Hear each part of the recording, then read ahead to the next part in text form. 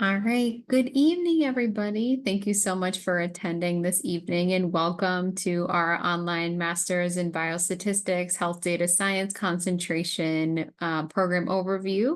We're so happy to have you here and we'll go ahead and get started.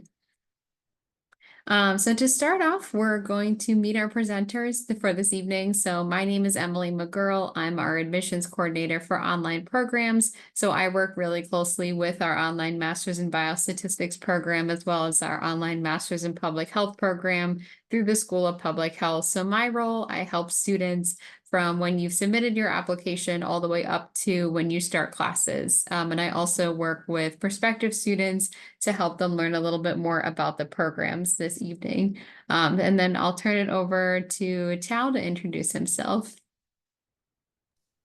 Hi, I'm Tao Liu. I'm professor of biostatistics. I'm the academic director of this online program. And it's great to see you today. And we'll go through the program and hopefully we can go through some questions you have toward the end. Great. All right. So just a brief agenda of what we're going to cover for the next about hour that we have together. We're going to go over an introduction to the School of Public Health, do a program overview about the format of the program, talk about scholarships and tuition, and then Tal will highlight the curriculum and capstone projects, and then I'll go over the admissions requirements and application checklist. And then at the end, we're going to do a Q&A. So you'll see on your screen, there's a Q&A function that you can type questions into the chat. That's how you'll be able to communicate with us throughout the webinar this evening. And then you'll also see at the bottom of every slide, there's an upcoming deadline for our fall 25 cohort. The final deadline is June 15th, so that's 10 days away. Still plenty of time to get your application in if you're interested in the fall 25 cohort. So we'll go ahead and get started, and I will turn it over to Tal to get us started. All right. So first, let's talk about our school, the School of Public Health. Our school has 4 departments, the behavioral and social science, biostatistics, epidemiology, health service policy, and practice. So the biostatistics is one of the 4 departments, and we have 14 research centers. And the center across from behavioral science to medical research, and we covered many different areas. And in 2024, according to U.S. News and World Reports, our biostatistics program ranked the 14th in the nation, and our school ranked the 15th in the nation. In 2023, we received, in terms of research funding, we received 143 millions for conducting all the health-related research, and that's a total of 288 awards. And for our department, the student-to-faculty ratio is about 4:1. And this is our school dean, Dean Shish Jha. Dean Jha is a public health expert and physician. He joined Brown about 6 years ago after his tenure at Harvard University. He's widely recognized for his expertise on public health policies.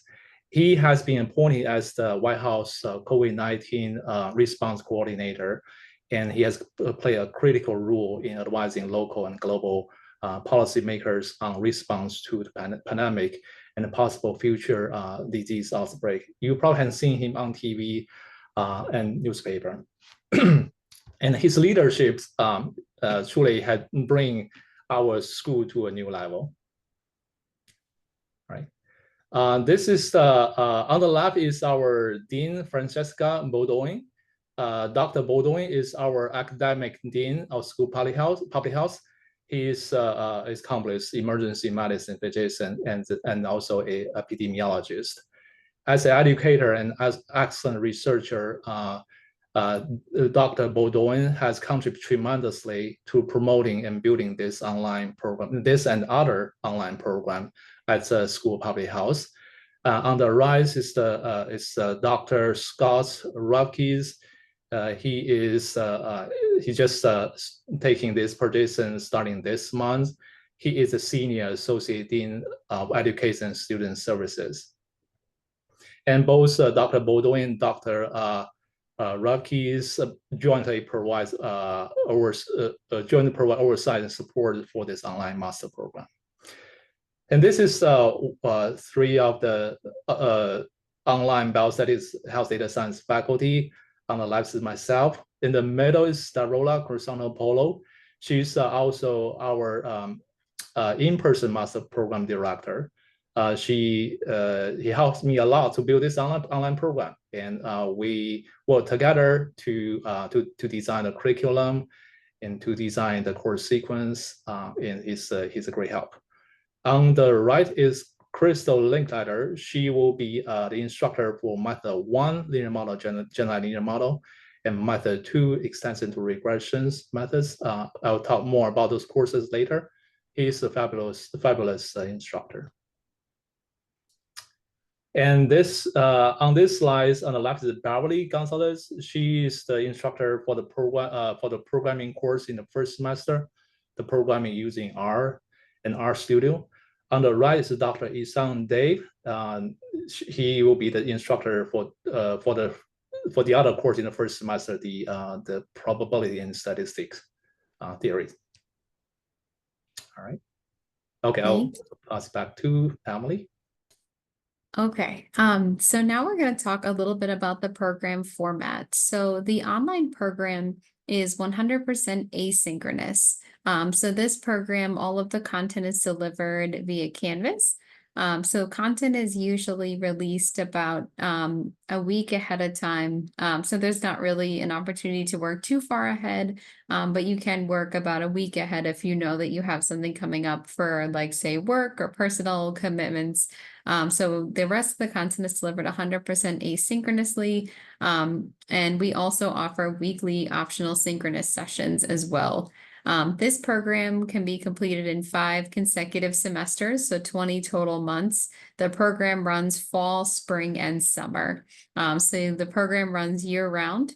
And there is up to 50% merit-based scholarships available. So when you apply to the program, there's no additional application for merit-based scholarships. You are automatically considered for merit-based scholarships based on your application materials. So they are merit-based, so they are based on all of the components of your application that we'll go over later in the presentation. So we do offer merit-based scholarships for this program. So I mentioned the program has weekly optional synchronous sessions. So the synchronous sessions usually are held between the hours of 5 and 8 p.m. Eastern Standard Time for approximately an hour. And faculty members usually conduct their office hours either before or after the synchronous sessions. And the synchronous sessions are really an opportunity for you to meet with your faculty members. They'll usually, faculty run their synchronous sessions. It varies based on the course instructor, but you usually can expect a mini lecture in the beginning about the content that you've discussed, and then you'll talk about the content that you've done the week prior in your synchronous sessions. And that's, of course, a chance for you to get to know your faculty a little bit better, and also the peers in your program and your cohort as well. So this program is $7,500 per course, and then there are 9 total courses and a capstone project in this program. So that's a little bit about just the basic of the and then I'll turn it over to Tal to talk a little bit more about the curriculum highlights and then the courses you'll be learning in this program. All right, so the first question you may have is why biostatistics, why health data science? And as you know, biostatistics is one of the fast growing area, and health data science is a data science with application on health research is very important in this domain. And what will you learn from this program? You will learn the fundamental theories and principle in biostatistics and health data science. And you will learn the important analytical skills, including data visualizations, regression methods, machine learning technique, etc. And will teach you the statistical reasoning. We have a course called causal inference. That means we'll teach students not just try to inference, teach them how to make inference about association. We wanted them to learn technique to establish causation. In other words, we try to learn from data, learn science from data. And you are also expected to build up your collaborative research skills through working on course projects and homeworks. And what can I do with degree? This has at least 4 things you can do with this degree. It will sharpen your quantitative skills for solving real world problems. It will change your career path if you think biostatistics is the area that interests you most. And you can maybe with the degree you can move up to a leadership position in your current work, and also possible you want to pursue a PhD, and this will give you some preparation with a master degree so that you can continue to pursue a PhD later on. Here's the course sequence. As Emily has mentioned, the program has required 5 semesters of training. In the first 4 semesters, you expect to take 2 courses per semester, and at the very end, you expect to complete a capstone projects. So in the first semester, the first course you need to take is OBHDS 2000s, the probability and statistical inference, and this course serves a mathematical introduction to the basic statistical theory and statistical methods. The topic will include the probability, the concept, random variable, distributions, points, and combinatorial estimations, hypothesis testing, likelihood estimates, and so on. So as one of the courses in the first semester, this course is designed to prepare the student with the basic statistical knowledge for other courses in the subsequent semesters. The second course, 2010, by the way, the first course will be taught by Dr. Isang Dave. The second course, 2010, statistical programming for health data science. This course will be taught by Dr. Beverly Gonzalez. This course will introduce the statistical computing and data analysis skill using R and RStudio, and focusing on both programming technique and practical applications. So you will learn how to manage data using R, how to create beautiful figures, tables for professional publications or communications, and more importantly, you'll learn how to generate reproducible reports. In other words, other people having your code can regenerate the result you have. And this course will also cover some key programming concepts, such as the difference between for and while loops, and provide exposure to conducting statistical analysis, such as linear regressions. So next, the second semester, the first course you take is the 2110. It's called Method 1, Linear and General Linear Models. And the instructor for this course is a great instructor, Crystal Linklater. And in this course, you will learn probably the most widely used statistical methods, the so-called linear model and general linear models. The students will learn how to formulate, fit, and interpret these models in the context of data from exponential family. For example, you will learn how to use a linear model for analyzing continuous data that has a normal distribution. You will learn how to construct a logistic regression model for binary data that has a binomial, or more specifically, Bernoulli distribution. And you will learn Poisson, a log linear model for count data. The second course in the second semester is design of observational and experimental studies. The instructor for this course is Dr. Ray Tanger, and this course will introduce the basic concept and type of experimental designs, including observational as well as experimental studies. And you will focus on statistical aspects and applications of these different kind of design. The topic will include randomization, matching, nesting, control, variation, etc. You will learn the basic, probably the most widely used design, such as RCT, which is stand for randomized clinical trials, and some advanced designs such as N1 design for personalized medicine and stepwise design for dose selection. Now let's move on to the third semester. The first course you need to take is 2120 Extension to Regression. This course again will be taught by Dr. Crystal Linklater. In this course, you will learn advanced regression techniques to analyze data with complex structures, such as data from studies with repeated measurements, meaning the analysis methods need to account for the correlation over time. And you will learn methods method for analyzing data that are spatially correlated, and students will also learn the statistical method for analyzing time to event data. The second course in the third semester is the causal inference, will be taught by Dr. Peter Littman. Peter has over 10 years, maybe 20 years, 15 years experience at Google, and he will teach this course. And this course is designed to provide a conceptual and methodological foundation for causal inference. It will cover various causal inference methods for evaluating intervention effect and the different type of study designs. The topic will include the propensity score methods, such as the inverse probability weighting and propensity score matching. You will learn causal diagram, instrumental variable methods. You will also cover some advanced topics such as the marginal structure equation model, regression, discontinuity, and doubly robust estimation. In the first semester, the first course is method 3, is the statistical machine learning course. And this course will provide a comprehensive introduction to statistical machine learning methods.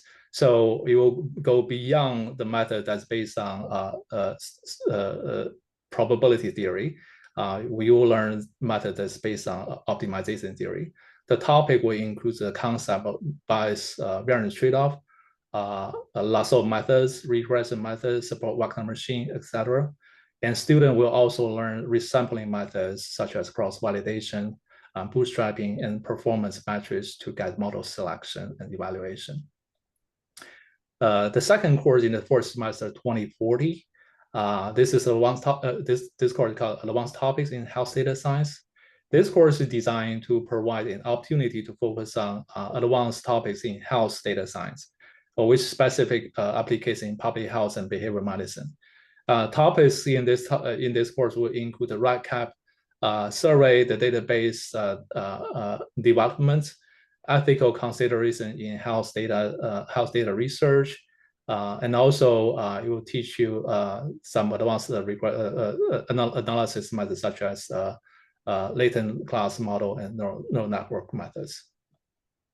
And in the fifth semester, and you will learn, you need to complete a capstone projects, which I will talk more in the next slides.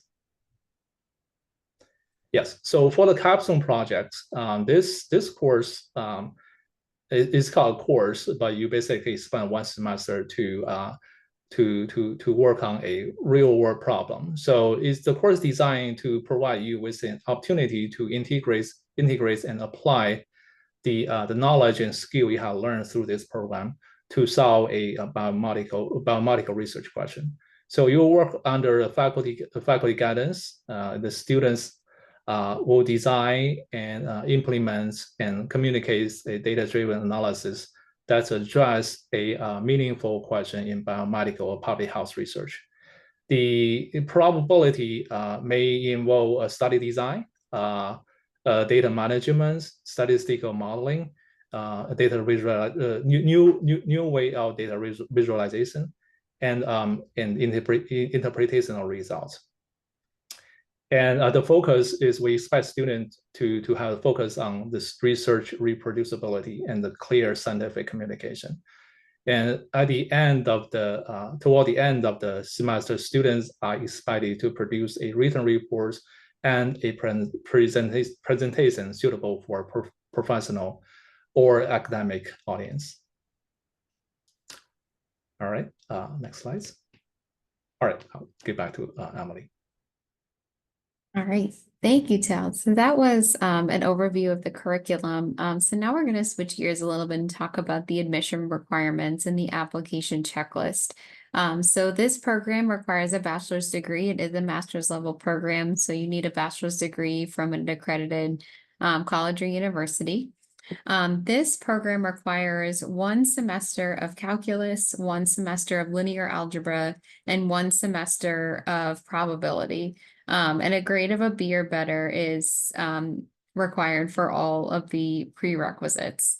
Now, if you have 2 of the prerequisites and you don't have one of them, you're able to take one of them on Coursera. We will accept that. If you haven't taken any of the prerequisites, we recommend taking them at a local community college or a local college in your area prior to the start of the semester when you would be applying. So these are the 3 courses that are required for the program before you start the program. So if you're in the program, like if you're in the classes right now, we would like to see that in your application. So just to provide a written statement saying that you're either in the process of taking these or you're going to be taking them prior to the start of your application that you would be applying for. So if you're applying for fall 25, that would need to be completed prior to you starting the program in fall 25. And the same for spring 26 and any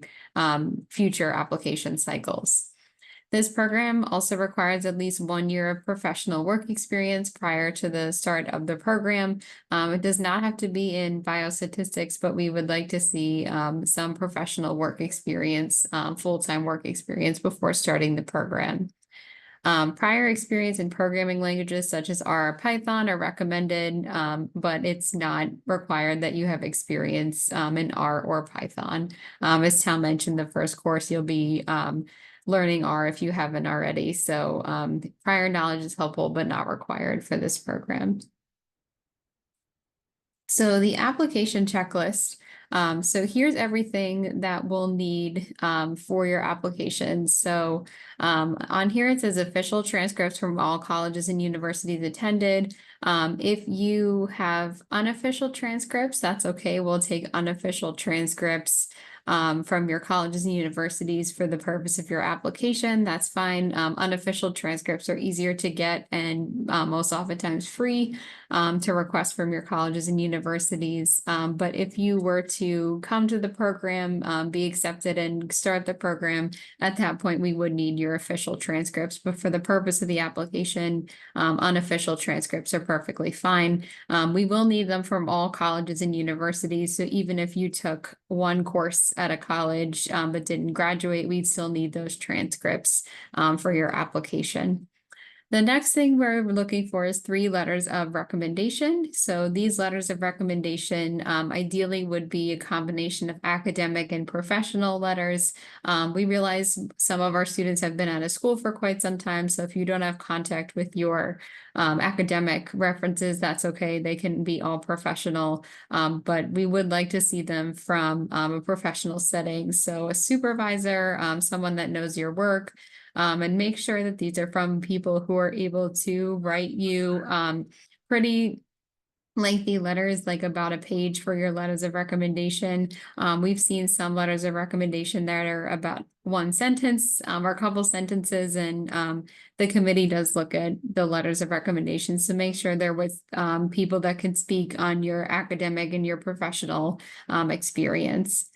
The next thing we'll need is a personal statement. So your personal statement is your way of telling the admissions committee why you're interested in the biostatistics program online, why at Brown, and then what you hope to do with the degree afterwards is what makes a really good personal statement. So personal statements, there's no length requirement, but usually about a page and a half would be acceptable for the personal statement. But however you want to convey to the admissions committee why you're interested in the program specifically at Brown, specifically the online modality. There is a residential program, so we'd like to know why you're interested in the online program and what you hope to do after. It'd be really good for your personal statement. A resume or CV, whichever format you prefer, is required for the program to show your work experience. The application fee, if you are attending this webinar, your application fee is automatically waived. So you will be seeing that come off for attending this webinar right now. And then if you earned your degree internationally, you will need a foreign transcript evaluation. So we accept WES, ECE, and SpanTran. So if you've studied anywhere internationally, we will need your transcript evaluation. And then international applicants may also need to submit proof of language proficiency. The email at the end that I'll provide, if you have any questions about if you need to submit a language proficiency, Emily Fury, a different Emily, but Emily Fury is our graduate recruitment coordinator for this program, and she'll be happy to meet with you. I'm sure some of you have already connected with her, and she'll be happy to tell you if you'll need a proof of language proficiency. So that's all the requirements for the application. And then the upcoming deadlines. So for fall 25, the final deadline is June 15th. Today's June 5th, so you have about 10 days left if you're interested in fall. And then the fall semester will start on September 3rd. An important thing to note for the spring 26 application, the biostatistics application will be switching over to Sophus. So if you're familiar with Sophus, that's an application platform for schools of public health.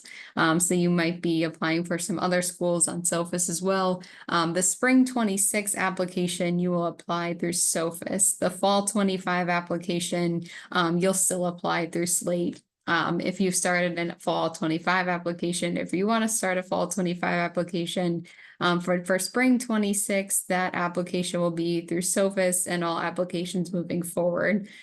So spring 26, the application opens on August 13th of this year. Priority deadline is September 15th, and then the final deadline for spring 26 will be October 15th. And spring 26 starts January 21st of next year. So just some cohort options right now. If you're thinking about fall, great. If you're thinking about spring, that's wonderful too. So just wanted to provide some of those deadlines for all of you, depending on which cohort you're thinking about. So now we will go to the Q&A to answer some questions. I see some questions going in already, so that's great. So Tal, this one might be for you. If I have a computer background and a master's degree level, can I waive some courses? You can potentially transfer one course to this program. So instead of taking 9 courses here, you can potentially taking just 8 courses. We need to look at your transcript and also the syllabus, or maybe syllabi of your of the course you have taken from your other master degree, and we cannot wait, but we can transfer one course. Great. So another question, if I took Calculus 1 and 3 at a different university and have a pass on my transcript, but Calculus 2 at a university I graduated from in a letter grade, is that sufficient for my calculus requirement? That should be sufficient. We only require 1 semester of calculus. So this is the one difference between this online master program and our in-person master program. Our in-person master program requires 3 semester calculus. This online program requires only one semester calculus. Okay, and if they have the grade of pass instead of a letter grade, that should be okay. I see that's for, give me a second. Calculus 2 has a great letter grade, I think. I see that. Yeah. Yeah, I think that should be fine. And also consider you have taken 3 semester calculus. I regard that's sufficient, more than sufficient. Perfect. And then another one for you, Tal. What possibilities are there towards specific interests like clinical trials, PK, PD modeling, or machine learning, and will we cover topics such as survival analysis, longitudinal data analysis, or PK, PD modeling? Yes, we have in the second semester we have a course on study design. So this covers the topic clinical trials.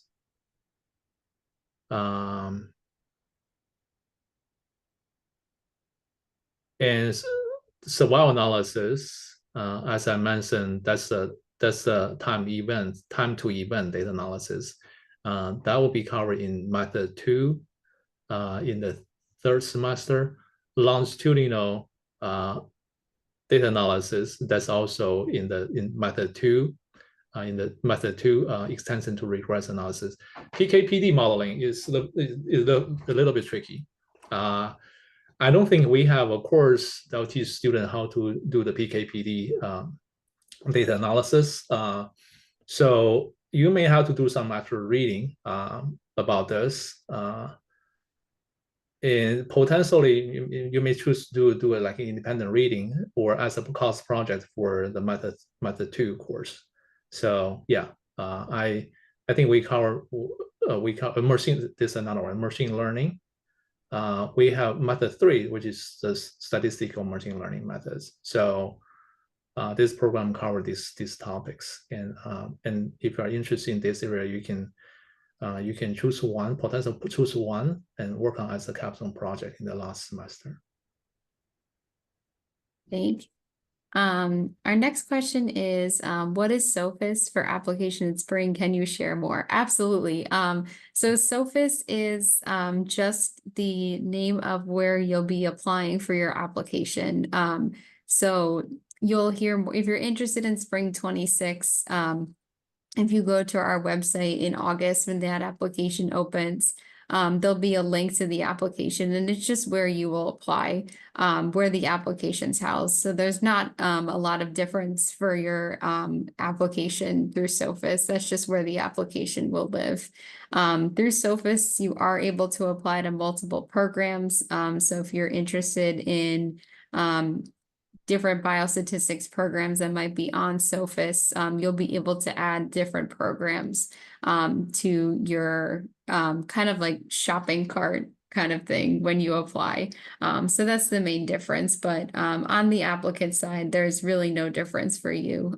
So when that application opens, if you're interested in spring of 2026, you'll be sent the link to apply. So that's the main difference for Sophis. What is the average time to hear back after an application submitted? So after your application is submitted and completed, so completed for us is we received your application, we received all of your letters of recommendation. So once all of that has been received on our end, the decisions you usually hear back within 4 to 6 weeks. We typically like to get decisions back sooner than that, but 4 to 6 weeks is the average time to hear a decision back. So next question, are there in-person requirements, final exams, or seminars? So there are no in-person requirements for this program. If you would like to, you're more than welcome to come to campus. We also, you'll receive a virtual Brown ID, but if you come to campus, you'll be able to receive a physical Brown ID. So you'll be able to come to campus and everything. We just had our first online Masters of Public Health program students graduate Memorial Day weekend. So they were able to come to campus and participate in commencement. So you are able to participate in commencement in person, which is really nice. And yeah, but no in-person requirements if you there's no like final exams or seminars in person. Right. And then Tal, can graduates transition into a PhD in biostatistics afterwards? You have to apply. So from this program, you will have master degree, and you have to apply to a PhD program either here at Brown or at other places. If you are interested in pursuing PhD in the future, my suggestion is apply to our in-person master program, which focus on more on theoretical training. For this online program, we focus on more on application. So recommendation letters, do you accept mail or email only? So your recommenders, you will write the name and your email address of your recommenders, and your recommenders will receive an email where they'll upload their letter of recommendation and a form. So email only for letters of recommendation. You mentioned work experience doesn't need to be in biostatistics. Is there anything in particular you look for work experience? Tal, do you want to take this Yeah, one? I can say something about this. I mean, we hope that you can have some work experience that related to health or maybe public health and medicine, biomedical research, but your experience does not have to be in this area.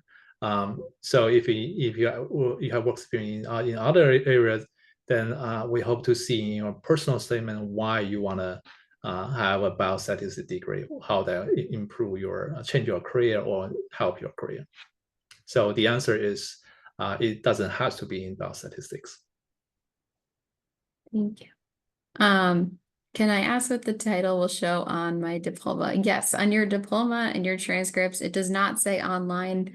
So your diploma will say Master's in Biostatistics, Health Data Science. So it doesn't say online on your degree or your transcripts. Great questions, everybody. Mm-hmm. All right.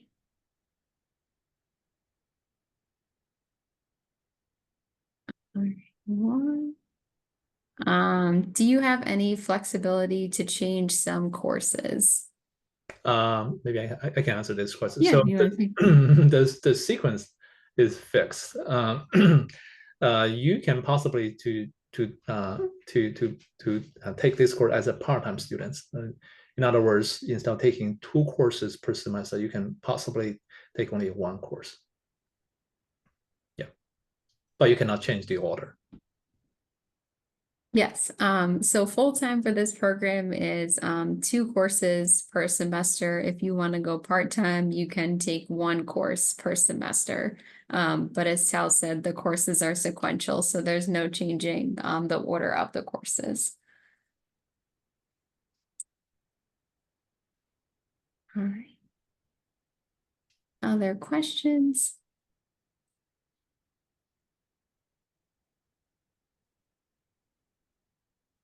Are there any opportunities for research assistantships? That's a good question. So I would say yes, but I don't think that's possible for the first semester, or maybe for the first 2 semesters. So for master students, we have plenty research opportunities. That's we need helps from master students. But the one requirement is that you need to have some technique, quantitative analysis technique, and before we can assign you to work on a research project. And this is in the research assistantship is not assigned to students. You have to reach out to faculty, to our department, to professors, our departments, and express your interest and your capability, your training experience, and hopefully there's some need from the professor, and that can assign you as a research assistant. Thank you. Is it typical for people to also work full-time while also in the program full-time? Yes. So this online program is built for working professionals. So a lot of our students, most of our students have a full-time job and are in the program full-time. So most students are taking the full 2 courses per semester. But if that's, if that's something that doesn't work for you, that's okay. You can also change your course of study. So if you start out with 2 courses in the first semester and you find out that 2 courses is a little bit too much, you can drop down to part-time to do 1 course. So our advising coordinator, Alexis Wilson, will work with you for that. But yes, it is possible to do work full-time while also in the program full-time. Yeah. Also, I want to add that we call it full-time for this online program. We already consider the student may have full-time job already. So so compared to our in-person master program, those students need to complete 12 courses within 4 semesters. So in this online program, it's 9 courses over 5 semesters. So overall, the course load is lower than our in-person master program, but we still call it full time if you take 2 courses per semester. And then do you have any work opportunities or network opportunities after graduation to help us change careers? We have graduated a lot of students, master students, PhD students. Those are our Brown alumni. So I'm sure there will be networking opportunity. And you can first off you can establish some networking with your peer students once you are in our program. And there is also newsletters. There is other announcements that send out to our former student periodically. So yes, I think this networking. But in terms of work opportunities, periodically our former students share your job like opening at their work and some hiring opportunities, and we just share this with our current students. So that's I think that may be helpful to change your career. You'll also have access to what's called Brown Connect when you're a student. So Brown Connect has all of the Brown alumni in a database. So you'll be able to reach out to Brown alumni from the undergraduate level, graduate level, PhD level. All of the Brown alum are on Brown Connect. It's almost like LinkedIn for Brown alumni. And then we also have, her name is Emily Nolan. She is a career advisor in the School of Public Health. She also meets with students one-on-one in the program to help with resumes and cover letters, and specializes in careers in the School of Public Health. So she is also a resource as well. And there's also resources for online students. So before the start of the semester, you'll be doing a synchronous orientation. You'll meet with the Writing Center, the library, and all of those resources provide virtual office hours for online students as well. So you'll still have access to resources just like you were to be a residential student. All right. So seeing no additional questions, if you have any questions, please feel free to reach out to us at online sph_admissions@brown.edu. And we really appreciate all of you attending, and thank you so much for the questions. We really appreciate you being engaged with us. And we hope to see your application soon. And I hope you all have a wonderful rest of your evening. Thank you so much. Thank you.